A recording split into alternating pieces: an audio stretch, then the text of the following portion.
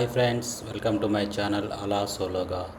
Mysore palace గురించి కొన్ని interesting విషయాలు చూద్దాం. మైసూర్ ప్యాలెస్ భారతదేశంలోని అత్యధిక పర్యాటకులు సందర్శించే ప్రదేశాల్లో ఒకటి. ఇది కర్ణాటక సంస్కృతికి మరియు రాజస్థాన్కి చిహ్నం. ప్రతి సంవత్సరం ఇక్కడ జరిగే దసరా వేడుకలు ప్రపంచ ప్రసిద్ధిగాంచాయి. ప్రస్తుతం రాజకుటుంబీకులు ప్యాలెస్లోని ఒక ప్రత్యేక విభాగంలో నివసిస్తున్నారు. మిగిలిన భాగం అయితే మ్యూజియంగా ప్రజల సందర్శనార్థం ఉంచబడింది.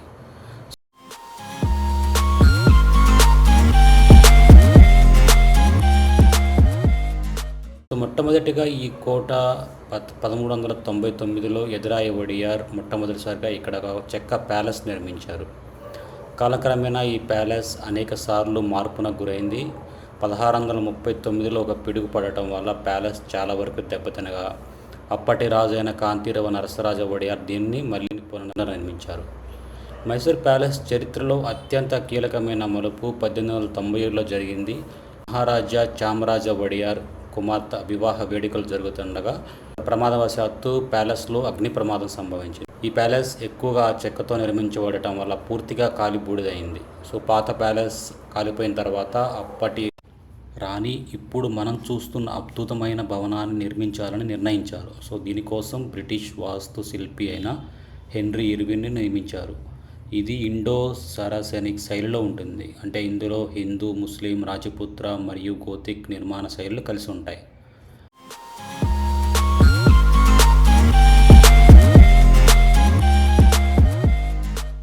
ఈ ప్యాలెస్ అయితే 1897లో స్టార్ట్ అయ్యి 1912లో పూర్తయింది. అంటే దాదాపు 15 years పట్టింది. అప్పట్లోనే దీనికోసం 41 lakhs ఖర్చు చేశారు. దసరా ఉత్సవాల్లో ఉపయోగించే ఏనుగు అంబారీ అయితే సుమారు 85 కిలోల స్వచ్ఛమైన బంగారంతో తయారు చేయబడింది. ప్యాలెస్లో కళ్యాణ మండపం, పైకప్పున ఉండే రంగుల అద్దాలు అంటే స్టెయిన్ గ్లాసెస్ బెల్జియం నుంచి తెప్పించారు. రాజ ప్రజలను కలిసే పబ్లిక్ దర్బార్ హాల్ మరియు అతిథులను కలిసే ప్రైవేట్ దర్బార్ హాల్ ఎంతో విలాసవంతంగా ఉంటాయి. ముఖ్యంగా దసరా, పబ్లిక్ హాలిడేస్ అప్పుడు చేసే విద్యుత్ దీపాలంకరణ చూడటానికైతే ఆల్మోస్ట్ 1 hour నుంచి వెయిట్ చేస్తూ ఉంటారు. ప్యాలెస్ అద్భుతమైన నిర్మాణ శైలిని రాత్రిపూట ప్రజలకు చూపించడానికి మరియు మైసూర్ రాజ్యపు గొప్పతనాన్ని చాటి చెప్పడానికి ఈ అలంకరణ చేస్తారు.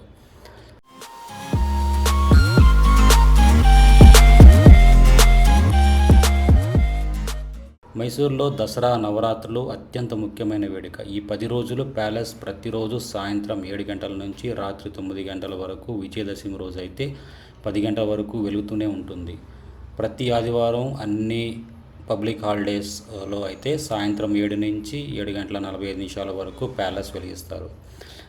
ఈ ప్యాలెస్ను అలంకరించడానికి సుమారు 1,00,000 వరకు చిన్న చిన్న విద్యుత్ బల్బులను అయితే ఉపయోగిస్తారు.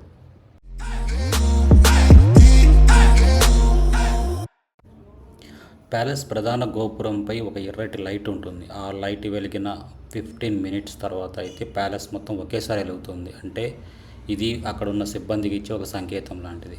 ఒకసారి ప్యాలెస్ మొత్తం వెలిగిస్తే సుమారు 3,000 నుంచి 3,500 యూనిట్ల విద్యుత్ ఖర్చు అవుతుందని ఒక అంచనా.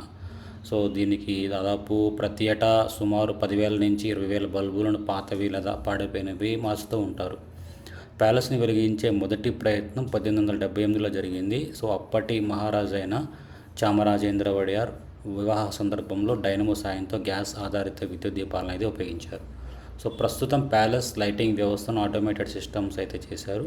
దాని ద్వారా కంట్రోల్ చేస్తూ ఉన్నారు. 3 ప్రధాన ద్వారాల వద్ద ఉండే స్విచ్లను ఒకదానికొకటి కనెక్ట్ చేసి ప్యాలెస్ మొత్తం ఒకేసారి వెలిగేలా అండ్ ఆగిపోయేలా టెక్నాలజీని వాడుతున్నారు.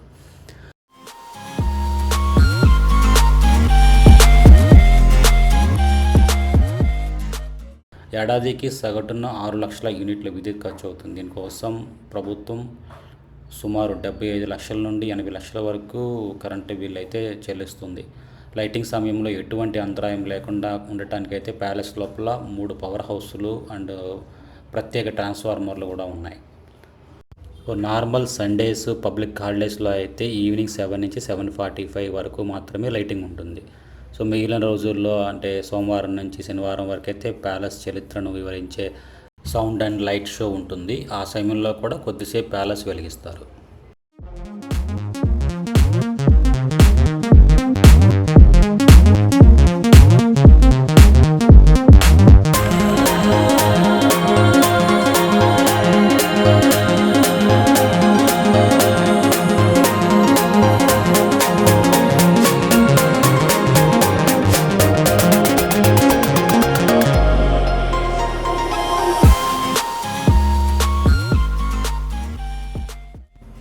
వీడియో మీకు నచ్చినట్లయితే లైక్ చేయండి, కామెంట్ చేయండి, షేర్ చేయండి, సబ్స్క్రైబ్ చేయడం అడిగి మర్చిపోవద్దు.